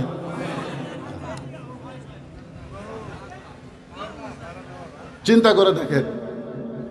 তখন এই জিয়াদ নামে একটা পাপিষ্ট হোসাইন রাদিয়াল্লাহর মাথা যখন ইয়াজিদের কাছে দিলেন একটা গামলাই করে, বাবা যুবকেরা, এই যুবকেরা মনোযোগ দিয়ে শোনো, তোমরাই তো ভবিষ্যৎ। আমরা বুড়ো হয়ে গেছি। বিএনপি যখন ঘরের মধ্যে লুকিয়ে গেছে, জামাত ইসলাম যখন অনলাইনে মিটিং করে, প্রকাশ্যে কোনো অফিস নাই, আদালত নাই, সবাই যখন কেস নিয়ে খালি কোর্টের বারান্দায় বারান্দায় ঘরে, এই সময় তোমাদের মতন 2000 যুবক জীবন দেওয়ার কারণে হাসিনার মতন ফ্যাসিস্ট পলায়ন করছে। জোরে কর কথা ঠিক কিনা? এর যুবকেরা মনোযোগ দিয়ে শোনো, আগামীতে দরকার হলে আর একটা 24-এর মতন আন্দোলন আমাদের করা লাগতে পারে। জোরে কর কথা ঠিক কিনা? হ্যাঁ, একটু মনোযোগ দিয়ে শোনো বাবা। এখন হোসেন রাদিয়াল্লাহর মাথাটা ইনকে গামলাত করে ইয়াজিদের সামনে দিছে। ইয়াজিদের হাতে একটা লাঠি ছিল। তোরে গান কি ছিল? লাঠি ছিল। ওই লাঠিটা হোসেন রাদিয়াল্লাহর মুখের মধ্যে ঢুকায় দিল। দেহ তো পড়ে আছে কারবালার প্রান্তরে, অসংখ্য ঘোড়া দিয়া দেহটা ছিন্ন বিচ্ছিন্ন করে ফেলেছে। এখন মাথা নিয়ে গেছে, সেই মাথার মুখের মধ্যে লাঠি ঢুকায়া ইয়াজিদ তিরস্কার করে বলতে, হোসাইন তুমি শেষ হয়ে গেলে। শুধুমাত্র জিদ করার কারণে তোমার কাছে প্রস্তাব দেওয়া হয়েছিল, তোমার কাছে প্রস্তাব দেওয়া হয়েছিল। তোমার নানা হলো বিশ্ব নবী, তোমার বাবা হলো বিশ্ব আলেম, তোমার মা হলো খাতুনে জান্নাত। ইয়াজিদের পক্ষ থেকে হোসেনকে প্রস্তাব দেওয়া হয়েছিল যে তোমার নানা হলো বিশ্ব নবী, তোমার বাবা হলো বিশ্ব আলেম, তোমার মা হলো খাতুনে জান্নাত। তুমি যদি ঘরের মধ্যে বসে থাকো, তোমার কোনো টেনশন নাই, তুমি সব চাইতে বড় পীর হবা। সব চাইতে বড় কি হবা? কারণ তোমার নানা কি? বিশ্ব নবী। তোমার বাবা কি? বিশ্ব আলেম। তোমার মা হলো খাতুনে জান্নাত। তোমাকে কেন যুদ্ধ করা লাগবে, আর তোমাকে কেন রাষ্ট্রনায়ক হওয়া লাগবে? খালি ঘরের মধ্যে বসে থাকবে, যা চাবে তাই পাবে। আপনারা বলেন তো, ইয়াজিদের এই কথাই হোসেন রাদিয়াল্লাহু কি বসে আছিল? হোসেন রাদিয়াল্লাহু সঙ্গে সঙ্গে দাঁড়িয়ে বললেন, রে ইয়াজিদের চামচারা, আমার নানা শুধু বিশ্ব নবী নয়, আমার নানা হলো বিশ্ব নেতা। আমার বাবা শুধু বিশ্ব আলেম নয়, আমার বাবা হলো বিশ্ববীর। আমার মা শুধু খাতুনে জান্নাত নয়, আমার মা হলো ফাতেমাতুজ জোহরা। জোরে কান সুবহানাল্লাহ। তোমরা একটা বলো, একটা বাদ দাও কেন? তোমরা বিশ্ব নবীকে নবী বলবা আর জিয়া রহমানকে নেতা মানবা, তোমরা বিশ্ব নবীকে নবী বলবা আর শেখ মুজিবুরকে নেতা মানবা। এইটা কোনো মুসলমানের কাজ না, এইটা হলো মুনাফিকের কাজ। জোরে বলেন কথা ঠিক কিনা? আমার নেতা তোমার নেতা। তোমরা আমার নানাকে বিশ্ব নবী বলতেছো, তো নেতা হিসাবে কার পাশে ঘুরতেছ? তোমরা আমার বাবাকে বিশ্ব আলেম বলতেছো, কিন্তু আমার বাবা তো শুধু বিশ্ব আলেম না, আমার বাবা হলো বিশ্ববীর। প্রত্যেকটা আলেমকে বীরত্বের ভূমিকা পালন করতে হবে, যেইটা প্রমাণ করেছে কোরআনের পাখি আল্লামা সাঈদী। কোনো বাতিলের সঙ্গে আপোষ করেনি। 13 বছর জেলের মধ্যে থেকে হাসপাতালে গিয়ে তাকে হত্যা করা হয়েছে। ধরে কোনো কথা ঠিক না, অন্যায়ের সঙ্গে আপোষ করে নাই। তোমরা আমার বাবাকে বলতেছো বিশ্ব আলেম, আমার বাবা যে বিশ্ববীর, এইটা কইতে কি হয়? তোমরা আমার মাকে বলতেছো খাতুনে জান্নাত। আমার মা শুধু খাতুনে জান্নাত নয়, আমার মা হলো ফাতেমাতুজ জোহরা। আমি হোসাইন আর হাসান ঘরের মধ্যে বসে আছি, ইতিমধ্যে আমার নানা চলে আসলো। আমার নানা চলে এসে আমার মায়ের সামনে দাঁড়িয়ে বলতেছে, ফাতেমা, তোমার কখন কি মনে হয় যে তোমার বাবা বিশ্ব নবী, এই কারণে তুমি জান্নাতে যাবা? তোমার স্বামী হচ্ছে আসাদুল্লাহ গালিব, এই কারণে তুমি জান্নাতে যাবা? তোমার হাসান হোসাইন জান্নাতি যুবকদের সর্দার হবে, এই কারণে তুমি জান্নাতে যাবা? ফাতেমা বলতেছে, বাবা, আমার তো জান্নাতে যাওয়ার কোনো মুশকিল নাই, আমার জান্নাতে যাওয়া খুবই সহজ, কারণ আমার বাবা হলো বিশ্বনবী, আর বিশ্বনবীর মেয়ে হয়ে আমি জান্নাতে যাবো না তো কোথায় যাব? সঙ্গে সঙ্গে আল্লাহ রসুল ফাতেমার কপালে একটা চুমু দিয়ে বললেন, মা, তোমার বাবা বিশ্বনবী হলে তুমি জান্নাতে যেতে পারবা না। জান্নাতে যাইতে গেলে জান্নাতের আমল করে তোমাকে জান্নাতে যেতে হবে। সঙ্গে সঙ্গে ফাতেমা আল্লাহ নবীর সামনে বসে চোখের পানি বের করে বললেন, বাবা, তাহলে জান্নাতে যাইতে গেলে কি আমল করা লাগবে? রাসূল বললেন, খুব বেশি আমল করা লাগবে না, মাত্র 4টা আমল করতে হবে। হাজার হাজার মা বোনের আমার পর্দার অন্তরালে একটু মনোযোগ দিয়ে শোনেন। আল্লাহ রাসূল বললেন, ফাতেমা, জান্নাতে যাইতে গেলে মাত্র 4টা আমল করতে হবে। 1 নম্বর আমল হচ্ছে 5 ওয়াক্ত নামাজ পড়া লাগবে। 2 নম্বর আমল হলো বছরে 1 মাস রমজানের রোজা রাখতে হবে। 3 নম্বর আমল হলো স্বামীর কথা মতো চলতে হবে, স্বামীর খেদমত করা লাগবে। আর 4 নম্বর আমল হলো সতীত্বের হেফাজত, পর্দা করা লাগবে। ফাতেমা বলতেছেন, বাবা, এই 4টা আমলের মধ্যে সবচাইতে গুরুত্বপূর্ণ আমল কোনটা? এই 4টা আমল তো করতেই হবে, কিন্তু তার মধ্যে গুরুত্বপূর্ণ আমল কোনটা? আল্লাহ রাসূল বললেন, ফাতেমা, 24 ঘন্টার মধ্যে 5 বার নামাজ পড়লে নামাজের হক আদায় হবে। বছরে 1 মাস রোজা রাখলে রোজার হক আদায় হবে। স্বামী যখন খেদমত চাবে তখন স্বামীর খেদমত করবা, তুমি ইচ্ছা করে স্বামীর খেদমত করবা না। স্বামী খেদমত চাইলে খেদমত করা লাগবে। আমার কথা কি বুঝতে পারলেন? স্বামীর খেদমত কোনো বউ ইচ্ছা করে করা যাবে না। স্বামী যদি বলে, আসো তো আমার মাথা একটু টিপে দাও, আমার পায়ের আঙ্গুল একটু টানে দাও, আমার মাথার চুল একটু টেনে দাও, এরকম স্বামী যদি চায় তাহলে বউকে খেদমত করা লাগবে। কিন্তু স্বামী চায় না, বউ ইচ্ছা মতো খেদমত করা যাবে না। যদি কোনো বউ ইচ্ছা মতো স্বামীর খেদমত করে তাহলে বুঝবেন অতি ভক্তি। অতি ভক্তি। কারেন্ট আছে? কারেন্ট নাই? কারেন্ট আছে, তারপরে ফ্যানের সুইচ বন্ধ করে দিয়ে তাল পাকার বাতাস করতেছে। স্বামী কয়, কে গো, কি হলো? কারেন্ট নাই? কা আছে তো। তো কারেন্টের ফ্যান বাদ দিয়ে তাল পাকার বাতাস কেন? বলে, তাল পাকার বাতাস করতেছি আপনার খেদমত করে জান্নাতে যাবার চাই। কিছুক্ষণ পরে এসে মাথার চুল টানে, কপাল টিপতেছে। স্বামী কয়, কে গো, তুমি এত খেদমত করো? বলে, আপনি জানেন না আপনার পায়ের তলে আমার জান্নাত? আপনার খেদমত করে আমি জান্নাতে যাবার চাই। এই বলে স্বামীর খেদমত করে। খেদমত করতে করতে হঠাৎ এক সময় বউ পাকা হাঁকায় আর গুনগুন করে কান্দে। পাকা হাঁকায় আর গুনগুন করে কান্দে। স্বামী কয়, কে গো, কি হয়েছে? আপনাকে বলে লাভ নেই, এমনি। স্বামী কয়, না, তুমি কি জন্য কাঁদতেছো? তুমি আমার খেদমত করতেছো, বলো তুমি কি জন্য কাঁদতেছো? বউ বলতেছে, আপনাকে বলে আমার কোনো লাভ নাই। আরে লাভ নাই, বলো। বলতেছে, দেখেন কি করব, আপনি যখন চাকরিতে যান, আপনি যখন ব্যবসায় যান, তখন আপনার বুড়া মা আর বুড়ি বাপ, বুড়া বাপ আর বুড়ি মা সবসময় খালি কুটকুট করে। আমার কলজাত আগুন ধরে গেছে গো। তুমি যদি এই বাপ মার সাথে থাকবার চাও, তারা আল্লাহর রাস্তে আমার বাপের বাড়ি পাঠিয়ে দাও।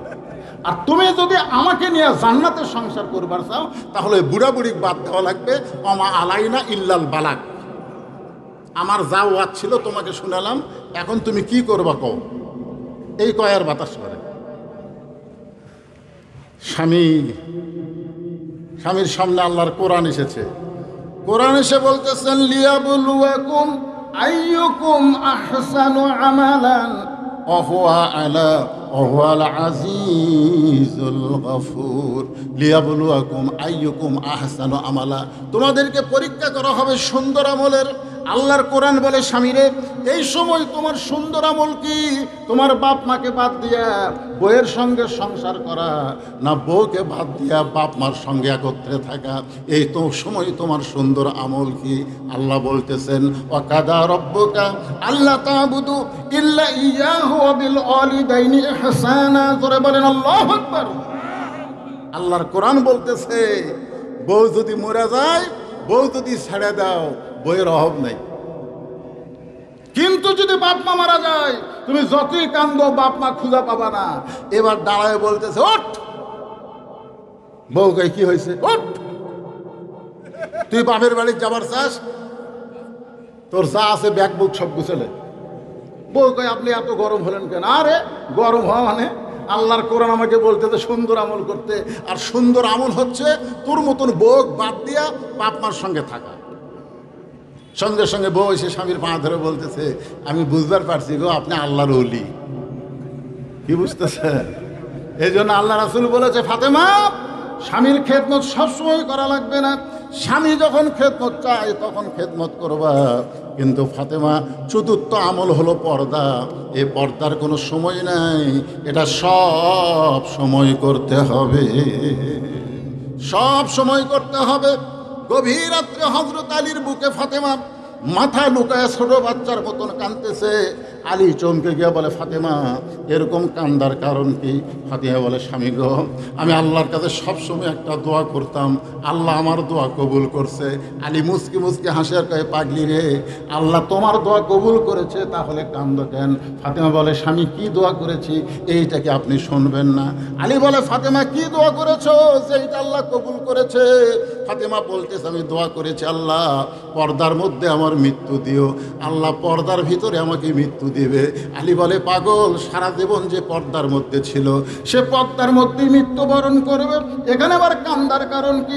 ফাতেমা বলে স্বামী গো, সেই মৃত্যুটা কখন হবে সেইটাকে আপনি শুনবেন না? আলী বলে ফাতেমা মৃত্যুর খবর কেউ দুনিয়ার বলতে পারে না।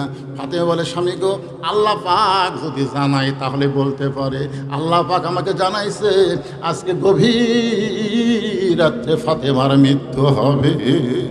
যেই মাত্র কইছে আল্লাহ আজকে গভীর রাত্রে ফাতেমার মৃত্যু দিবে, গাছের গোড়া কাটলে গাছটা যেমন পড়ে যায়, হযরত আলী তেমনি পড়ে গেলেন ঘরের মাজায়। ফাতেমা মুস্কি মুস্কি হাসে, যে গভীর রাত্রে মৃত্যুবরণ করবে সে মুস্কি মুস্কি হেসে স্বামীর মাথাটা উরাতের উপরে নিয়ে কপালে একটা চুমু দেয়, বলে স্বামী গ এমন করে আপনি কাঁদবেন না। আমি জানি আপনি বিশ্বের সবচাইতে বড় বীর, আমি জানি আপনি পৃথিবীর সবচাইতে বড় আলেম। এত বড় বীর হয়ে এত বড় আলিম হয়ে বিবির মৃত্যুর কথা শুনে আপনি কেন পড়ে গেলেন? আপনি কি জানেন না এই দুনিয়া থেকে বিদায় নেওয়ার পরে আমার 3টা চাওয়া আপনাকে পুরা করা লাগবে? আলী কান্দের বলে ফাতেমা দুনিয়াতে গরিব ছিলাম বলে তুমি কিছুই চাইলা না, মরার পরে তুমি কি চাইবা ফাতেমা? ফাতেমা বলে স্বামী গো, আমার 1 নম্বর চাওয়া হলো রাতের অন্ধকারে আমাকে কবর দেওয়া লাগবে। রাতের অন্ধকারে মৃত্যুবরণ করব, আর দিনের বেলা আমার কবর দিবেন এটা চলবে না। রাতের অন্ধকারেই আমাকে কবর দেওয়া লাগবে। আমার 2 নম্বর চাওয়া হলো আমার কোনো জানাজার ব্যবস্থা করবেন না। আলী বলে ফাতেমা তুমি নবীর কলিজার টুকরা, তোমার মৃত্যুর খবর শুনলে লক্ষ লক্ষ মানুষ জানাজায় শামিল হবে। ফাতেমা বলতেছে লক্ষ লক্ষ মানুষ যদি দোয়া করে ফাতেমা ভালো, আর আপনি যদি বলেন আমার ফাতেমা ভালো না, লক্ষ লক্ষ মানুষের দোয়া দিয়া কোনো লাভ হবে না। ওগো স্বামী, আমার লক্ষ লক্ষ মানুষের দোয়ার দরকার নাই, আপনি শুধু আমাকে ভালো বললে আমার যথেষ্ট জানাজা হয়ে যাবে। আমার 3 নম্বর চাওয়া হলো আমার কোনো খাটনির ব্যবস্থা করবেন না। আমি হিসাব করে দেখলাম এই দুনিয়াতে 4 জন পুরুষ মানুষ আমার খাটনি কান্দে নিবে, কারণ একটা মহিলা মারা গেলে যিনি তিনি খাটনি কান্দে নিবার পারবে না। খাটনি খাটনি কাঁদে নেওয়ার জন্য যোগ্য মানুষ লাগবে।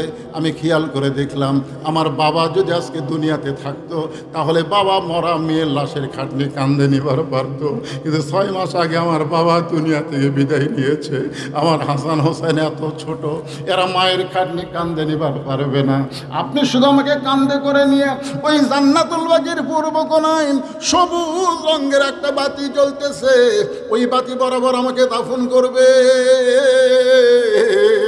আমার কবরের খবর দুনিয়ার কাউকে দিবেন না। যদি আমার কবর করতে আপনার কষ্ট হয় তাহলে আপনার একান্ত বন্ধু কেউ যদি থাকে তাকে বলবেন সে যেন ফাতেমার কবরটা গোপনে খনন করে দেয়। আল্লাহ নবীর সাহাবী আবু যর গিফারি ফাতেমার কবর খনন করতে গিয়ে 3টা কথা বলেছিল। 1 নম্বর কথা হলো, কবর সাবধান হয়ে যাও, তোমার মধ্যে এমন একটা মহিলাকে দাফন করা হবে যার বাবা হলো বিশ্ব নবী। খবরদার বেয়াদবি করো না, কবর সাবধান হয়ে যাও, তোমার মধ্যে এমন একজন বিবিকে রাখা হবে যার স্বামী হলো আসাদুল্লাহিল গালিব হযরত আলী। খবরদার কবর বেয়াদবি করো না। কবর তোমার মধ্যে এমন একজন মাকে রাখা হবে যার 2টা সন্তান জান্নাতি যুবকদের সর্দার হবে। এই 3টা কথা বলে আবু যর গিফারি যখন কোদাল মারতে চায়, হঠাৎ কবর থেকে আওয়াজ আসে, আবু যর, কার মা, কার মেয়ে, কার বিবি? এটা কিন্তু ফাতেমার জন্য নয়, এটা আমরা যারা ওয়াজ শুনতেছি ইন্না লিল্লাহি ওয়া ইন্না ইলাইহি রাজিউন, আমাদের সকলের জন্য বিপদ। একটু মনোযোগ দিবেন। আমাদের সবাইকে লক্ষ্য করে বলেছে কার মা, কার মেয়ে, কার বিবি, এইটা কবর দেখবে না। আমল যদি ভালো হয় কবর জান্নাতের বাগান হয়ে যাবে, আর আমল যদি খারাপ হয় কবর জাহান্নামের গর্ত হয়ে যাবে। এই শব্দ শোনার পরে আবু যর গিফারি আর কোদাল মারতে পারে নাই। কবর ছেড়ে যখন পালায়ে গেছে, এমন সময় হযরত আলী ফাতেমাকে নিতে গিয়ে দেখে ঘরের মধ্যে ফাতেমা নিজেই জীবনের শেষ গোসল করেছে। মৃত্যুর গোসল ফাতেমা নিজেই করেছে। ফাতেমা নিজেই কাফনের কাপড় পরে ডান পাশে হাসান, বাম পাশে হোসাইনকে ঘুমায় দিয়া নিজে চিরদিনের মতন বিদায় হয়ে গেছে। হযরত আলী কাফনের কাপড়টা বেঁধে ফাতেমাকে কাঁধে করে নিয়ে ওই জান্নাতুল বাকির পূর্ব কোণায় সবুজ রঙের বাতি জ্বলতেছে, ওই বাতি বরাবর বলে আবু যর, আবু যর। কিন্তু আবু যরকে আল্লাহ আগেই খেদায় দিছে।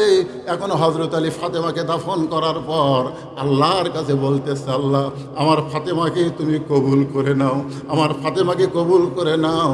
এ দোয়া করার পরে তাকায় দেখে সামনে কয়েকটা পুরাতন কবর আছে, সামনে কয়েকটা পুরাতন কবর, কিন্তু এখন যে ফাতেমার কবর দেওয়া হলো সেই নতুন কবর নাই। হযরত আলী পাগলের মতন চিল্লায় বলে, ফাতেমার কবর এখনই কবর দিলাম, সেই কবর গেল কোন জায়গায়? গোটা জান্নাতুল বাকি দৌড়ায় বলে ফাতেমার কবর। কে যেন ডাকতে বলে, আলী রে, ফাতেমা পর্দা নিশি, আমি আল্লাহ জহুরা ডিগ্রি দিয়া ফাতেমার কবরটাকে কিয়ামত পর্যন্ত পর্দা করে দিয়েছি। হোসাইন বলেছে, আমার মা শুধু খাতুনে জান্নাত না, আমার মা হলো ফাতেমা তো জোহরা। আমার নানা শুধু বিশ্ব নবী না, আমার নানা হলো বিশ্ব নেতা। আমার বাবা শুধু বিশ্ব আলেম না, আমার বাবা হলো বিশ্ববীর। ইয়াজিদের সঙ্গে মুতের মিল হয় না, 72 জন সঙ্গে নিয়ে যাইতেছিলেন। বিশাল লম্বা ঘটনা, আমি কারবালার কাহিনী বলতেছি না, তবে যেটা আপনাদের বুঝাবার চাচ্ছি, আমরা জীবন দেব কার জন্যে? মুসা নবী বলতেছে, আল্লাহ মৃত্যুকে পছন্দ করার 2 নম্বর কারণ হলো আমার মৃত্যুটা কেবলমাত্র আপনার জন্য ওয়াকফ করেছি। এটা বোঝানোর জন্যে বলতেছি। এজিদ মুখের মধ্যে লাঠি দিয়া তিরস্কার করে বলতে, তো হোসাইন তুমি শেষ হয়ে গেলে। এই যুবক, এই কি উঠলা কেন বাবা? তোমাকে ওয়াজ আসতেছে, এখন বিরক্ত হচ্ছে? আপনার কি বিরক্ত হচ্ছেন? শেষ হয়ে গেলে খালি জেদ করার কারণে। আমি কত সুন্দর প্রস্তাব দিছিলাম, আজ তুমি বিশ্ব পীর হয়ে থাকলে, বড় পীর। আজকে তুমি খাজা বাবা হয়ে থাকতে, আর তুমি জেদ করে আমার বিরুদ্ধে যুদ্ধ করবে, তুমি আবার ক্ষমতার মসনদ নিবে। আজ তোমার কি অবস্থা হলো? মুখের মধ্যে লাঠি দিয়া এই তিরস্কার যখন করতেছে, তখন ইয়াজিদের সামনে অনেক মুসলমান বসে আছে। ইয়াজিদের দরবারে অনেক মুসলমান বসে আছে, সমস্ত মুসলমান এরকম মাথা নিচু করে আছে। ইয়াজিদ যখন হোসেনের মুখের মধ্যে লাঠি ঢুকাইছে, তখন মুসলমানেরা কি করতেছে? কথা কয় না কেন? কি করতেছে? মাথা নিচু করে আছে। আমার এলাকার এক ইমাম সাহেবকে বলতেছে, হুজুর আমাকে নেতৃত্ব নিয়ে দোয়া করবেন। এখন ইমাম সাহেব ভয়ে কি করবে? দোয়া করতেছে, রব্বানা আতিনা ফিদ দুনিয়া হাসিনা ওয়া ফিল আখিরাতি হাসিনা। বুঝতেছেন না? বিপদত পড়ে গেছে ভাই। এখন হাসানার জায়গায় হাসিনা ছাড়া উপায় নাই।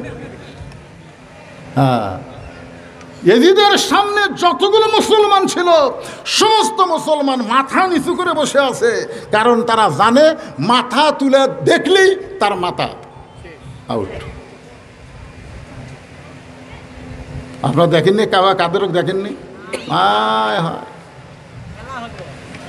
কথায় কথায় খেলা হবে খেলা হবে, কে রে পাগলা, খেলবার গেলে মাজাত বল থাকা লাগবে না? আপনারা দেখছেন ওবায়দুল কাদেরকে যখন টেজর তুলতে তখন কিভাবে তুলতে আপনারা দেখছেন? দেখেননি ভাই? দেখেননি?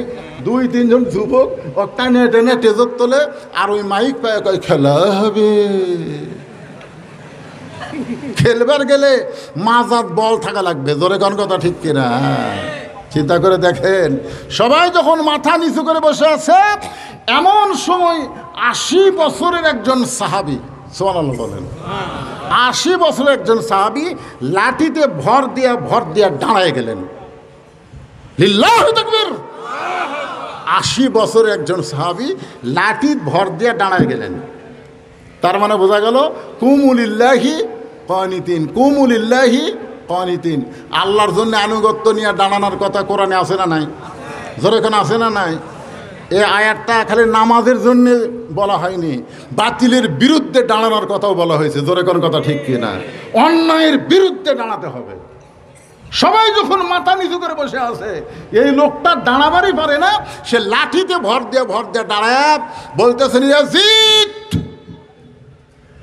মুখ সামাল করে কথা বলো। ওই সাহাবীর নাম হলো আনাস ইবনে মালিক। দেখেন 80 বছরের বুড়া লাঠিতে ভর দিয়ে দাঁড়ায় বলতেছেন, ইয়াজিদ মুখ সামাল করে কথা বলো। তুমি যার মুখের মধ্যে লাঠি ঢোকায় তিরস্কার করতেছ, তাকে তুমি চিনো? তাকে তুমি চিনো? যদি আজকে চিনতে এরকম বেয়াদবি করতে পারত না।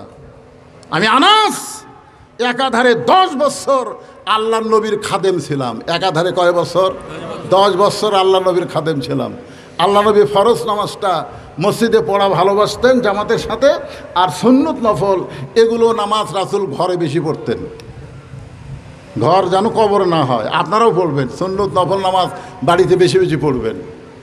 তো রাসূল একদিন একটা নফল নামাজের রুকুর থেকে সেজদাত গেছে, এমন সময় ওই হোসাইন, যে হোসাইনের মুখের মধ্যে লাঠি ঢুকাইছে, ওই হোসাইন কুত থেকে দৌড়ে এসে নানার পিঠে চড়ে বলতেছে, চল ঘোড়া চল, চল ঘোড়া চল, চল ঘোড়া চল। আনাস রাদিয়াল্লাহু বলেন, ইয়াজিদ শোনো, আল্লাহ নবীর পিঠে চড়ে যখন চল ঘোড়া বলতেছে, আমি চিন্তা করলাম মস্ত বড় বেয়াদবি হয়ে যাচ্ছে। আমি আস্তে করে আমার জায়গা ছেড়ে নবীর পিঠ থেকে যখন হোসেনকে আমি নামাবার চাই, এমন সময় আল্লাহর নবী নামাজ পড়া অবস্থায় এভাবে আমাকে ইশারা করলেন, আমাকে নামাতে নিষেধ করলেন। কিছুক্ষণ পর হোসেন নিজেই বলতেছে, যে ঘোড়া চলে না এই ঘোড়ার পিঠে বসে লাভটা কি? এই বলে হোসেন যখন পিঠ থেকে উঠে যায়, এমন সময় কিছুক্ষণ পরে নবী নামাজ থেকে মাথা উঠালেন, সেজদা থেকে মাথা উঠালেন, নামাজের সালাম ফেরালে আমি নবীর সামনে গিয়া 2 হাঁটু বরাবর হাঁটু লাগাই বললাম, ইয়া রাসূলুল্লাহ, আপনার নাতি কত বড় বেয়াদবি করলো, আপনাকে চল ঘোড়া বলল, আমি পিঠ থেকে নামাবার চাইলাম আর আপনি আমাকে নিষেধ করলেন। রাসূল বলে, আনাস রে, তুমি নামানোর আগে আমি হোসাইনকে পিঠ থেকে নামাবার চাইছিলাম, কিন্তু নামাজের মালিক আল্লাহ ডাকতে বলে, হাবিব, আপনি যেমন হোসেনকে ভালোবাসেন আমি আল্লাহও তেমন ভালোবাসি। যতক্ষণ হোসেন আপনার পিঠে বসে থাকবে আপনি সেজদা থেকে মাথা তুলবেন না। আনাস রাদিয়াল্লাহু বললেন, রে ইয়াজিদ, যে হোসেন নবীরে ঘোড়া বানাইলে আল্লাহ খুশি হয়, সেই হোসেনের মুখের মধ্যে লাঠি ঢোকায় তুমি তিরস্কার করতেছ। আমি আনাস বলে দিলাম, এই হোসেন কিয়ামত পর্যন্ত জীবিত থাকবে, কিন্তু তুমি ইয়াজিদ ক্ষমতার মস্ততে বসে 2 দিনের ক্ষমতা পাইয়া কামরুল ইসলামকে, তুমি কামরুজ্জামানকে ফাঁসি দিবা। 2 দিনের ক্ষমতা পাইয়া মতিউর রহমান নিজামীকে তুমি ফাঁসি দিবা। 2 দিনের ক্ষমতা পাইয়া তুমি কাদের মোল্লাকে ফাঁসি দিবা, তুমি সালাউদ্দিন কাদেরকে ফাঁসি দিবা। তুমি মনে করছো তুমি চিরস্থায়ী ক্ষমতায় থাকবা না, একদিন তুমি পচিয়া যাবা, তোমার নাম গন্ধ পর্যন্ত মানুষ নিবে না। আপনারা বলেন তো 50 বছরের মধ্যে কোনো মেয়ে যদি জন্ম নেয়, ওই মেয়ের নাম কেউ কি হাসিনা রাখবে? হ্যাঁ, কথা কেন হাসিনা রাখবে? একটু মনোযোগ দিয়ে শোনেন। মুসা বলতে আল্লাহ মৃত্যুকে পছন্দ করার 2 নম্বর কারণ হলো আমার মৃত্যুটা কেবলমাত্র আল্লাহর জন্যে আমি ওয়াকফ করেছি। আল্লাহর কুদরতি মুখে হাসি ফুটে গেছে, সুবহানাল্লাহ বলেন। আল্লাহ হাসতেছে। এখন আপনারা বলেন মুসা নবীকে আল্লাহ দেখতে পায় না? কথা হয়। আগে যে বাটন মোবাইল ছিল না, বাটন মোবাইল, আপনি ঢাকার এক বন্দুক মোবাইল করছেন, ওই বন্ধু ঢাকার থেকে কানতেছে, আপনি বুঝতে পাবেন না। ওই বন্ধু ঢাকার থেকে হাসতেছে, আপনি বুঝতে পাবেন না। তো আল্লাহ হাসতেছে, মুসা নবী আল্লাহর হাসি শুনে বলে আল্লাহ আপনি হাসেন কেন? আল্লাহ বলে মুসা তুমি বড় চালাক রে, তুমি বড় চালাক। আমার জন্য যারা জীবন দিবে তারা কখনোই মরবেই না। জোরে কেন সুবহানাল্লাহ। মুসা মৃত্যুকে পছন্দ করার 3 নম্বর কারণ কি? এই কয় নম্বর কারণ? আমি এ পর্যন্ত কয়টা কইছি? 1 নম্বর কারণ হলো না মরলে জান্নাতে। 2 নম্বর কারণ হলো মরবো কার জন্যে। এখন 3 নম্বর একটা মজার কারণ। মজার কারণ এই কারণ আপনারা শুনলে আপনাকে মরা লিয়ে কোনো টেনশনই থাকবে না। কে রে পাগলা, রুহের জগতে ছিলাম, আমাকে মনে আছে? কথা কন, রুহের জগতে ছিলাম, মনে আছে? আচ্ছা, মায়ের পেটত যে ছিলেন আপনার মনে আছে? তাহলে রুহের জগতের কথা মনে নাই, মায়ের পেটের কবরের কথা মনে নাই, তাহলে দুনিয়া থেকে যেই কবরে যাবেন, ওই কবরে গেলে আপনারা এমন একটা দুনিয়া পাবেন, রব্বানা আতিনা ফিদ দুনিয়া হাসানা ওয়া ফিল আখিরাতি হাসানা। সুবহানাল্লাহ। মুসা নবী মৃত্যুকে পছন্দ করার 3 নম্বর কারণ কারা কারা শুনবেন? একটু আল্লাহকে 2টা হাত দেখান। যারা দাঁড়িয়ে আছে তোমরা শুনবে না নাকি? লিল্লাহি তাকবীর, হাত নামান। ভাইজান, আমি কারণ বলবো, আমি কোনো জায়গায় আমার ওয়াজ শেষ না করে আমি যাই না, কারণ আগামীকাল পর্যন্ত বাঁচার কোনো গ্যারান্টি আমার নাই। আপনাদের বাপ মা যাদের মারা গেছে, এখানে যারা বসে আছেন আপনাদের বাপ মা মারা গেছে, এরকম কয়জন লোক আছেন? একটু হাত তোলেন তো দেখি। কে রে? তো বাঁচারই লোক না, দেখি হাত নামান তো। আচ্ছা, বাপ মা বাঁচে আছে এইরকম কয়জন আছেন? না না না, বাপ মা দুটাই বেঁচে আছে, আপনার যারা হাত তুলেছেন। আচ্ছা, হাত নামান। যাদের বাপ মা বেঁচে আছে, বুঝলেন, তারা বাপ মা এই নিয়ামত আরো বেশি দিন বেঁচে থাক, এই জন্যে এই নবীর মাদ্রাসায় একটা কোরআন শরীফ দেওয়া লাগবে। আর যাদের বাপ মা মারা গেছে, তারা বাপ মায়ের কবরকে জান্নাতের টুকরা আল্লাহ বানায় দেখ, এই কারণে এই নবীর এতিম মাদ্রাসায় একটা কোরআন শরীফ দেওয়া লাগবে। আমি কিন্তু অন্য কোনো সাধারণ দান চাইনি, আমি চাইছি আল্লাহর কোরআন। একটা কোরআন মাত্র 200 টাকা। আপনি 200 টাকা নগদ, এটা কিন্তু বাকি হবে না, কারণ কোরআনের আদায়, এটা নগদ আদায়। মাত্র 200 টাকা আপনি দিবেন, এই নবীর মাদ্রাসায় একটা কোরআন শরীফ দান করার সওয়াব আল্লাহ আপনার বাপ মার কবরে দেবে। যাদের বাপ মা জীবিত আছে, আল্লাহ তাআলা বাপ মার হায়াতকে বাড়ায় দিবে। পকেটে হাত দেন। সাল্লাল্লাহু আলাইহি সাল্লাম। আপনারা এই যে কোলাহাট চাউলপট্টি, এই এলাকার কারা কারা আছেন? কোলাহাট চাউলপট্টি এলাকার কারা কারা? একটু হাত তোলেন। দেওয়া লাগবে না, হাত তোলেন খালি। এই কোলাহাট এলাকার লোক নাই? তা হাত তুলবার বললেন কি দান করবার কিছু? আচ্ছা, এই যে কোলাহাটের বাহিরের কারা কারা আছেন তারা হাত তোলেন তো দেখে। তো সব লোক বাহিরের, বোঝা গেছে। আপনারা এই মাদ্রাসা সুন্দরভাবে চলুক, এটা কি আপনারা চান? কিন্তু যাই গ্রামের তারা তো নাই। খুব কঠিন অবস্থা মাদ্রাসার জন্য আমরা দেখছি, মাদ্রাসার উন্নয়ন করবার গেলে মাদ্রাসায় কিছু দাতা সদস্য হতে হয়। দাতা সদস্য মাসে 100, বছরে 1200। আপনারা যদি এরকম সদস্য হতে পারেন যে হুজুর প্রতি মাসে আমি 100 করে টাকা দেব, বছরে 1200 টাকা দান করব, এরকম যদি দাতা সদস্য হন, বিশ্বাস করেন আপনাকে কোনো ডাক্তারের কাছে যাওয়া লাগবে না, আল্লাহ কোরআনে বলেছেন অনুনাজ্জিলু মিনাল কোরআনি মা হুয়া শিফাউ ওয়া রাহমাতুল লিল মুমিনিন। মুমিনদের জন্য এই কোরআনকে আল্লাহ যাবতীয় রোগের ঔষধ হিসাবে নাজিল করেছে। জোরে কান সুবহানাল্লাহ। তো মাসে 100 করে টাকা দিবেন, বছরে 1200 টাকা দিবেন, এরকম কোনো দাতা জান্নাতি সদস্য আপনাদের মধ্যে আছে? তাহলে ভেনো পৃষ্ঠে লেখা লাগবে, এই পৃষ্ঠায় ভেনো, উপরে লেখেন দাতা সদস্য। মাসে 100, বছরে 1200। কে দিবেন? 2 জন বার আছে। লিল্লাহু আকবার। আচ্ছা, হাসিনা যখন বাংলাদেশ থেকে পলায়ে যাচ্ছে ইন্ডিয়াতে, আপনারা ওই ভিডিও দেখছেন? এই পোলার লোকেরা ভিডিও দেখছেন? 2 বোন যাচ্ছে, একটা হলো শেখ রেহানা, একটা শেখ হাসিনা। আমি দেখছি ভিডিও, আমি কয়েকবার দেখছি, কয়েকবার। জি, কি দিচ্ছেন? 500 টাকা দিচ্ছে। মা বাপের জন্য একজন 500 টাকা দান করছে, আল্লাহ কবুল। তো এখন আমি এই ভিডিওটা দেখলাম, এই শেখ রেহানা যায় তাই মাটির দিকে তাকা তাকা হাঁটতেছে, আর শেখ হাসিনা খালি এভাবে তাকাচ্ছে, এভাবে। দেখছেন আপনারা?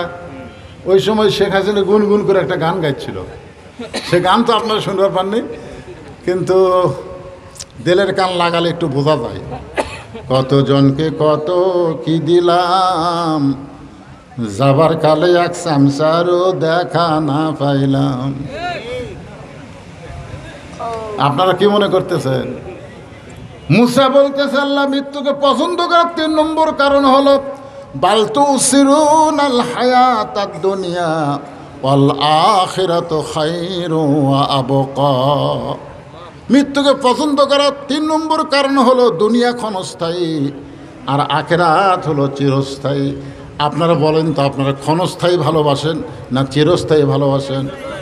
কারণ দুনিয়ায় যত বিল্ডিং তৈরি করেন, যত বড়ই বাড়ি করেন, আপনি কিন্তু থাকতে পারবেন না, আপনাকে আখিরাতের জগতে যাইতে হবে। মুসা বলতেছে আল্লাহ এই ক্ষণস্থায়ী দুনিয়া থেকে চিরস্থায়ী আখিরাতে যাওয়ার জন্যে মৃত্যুকে আমার বড় ভালো লাগে।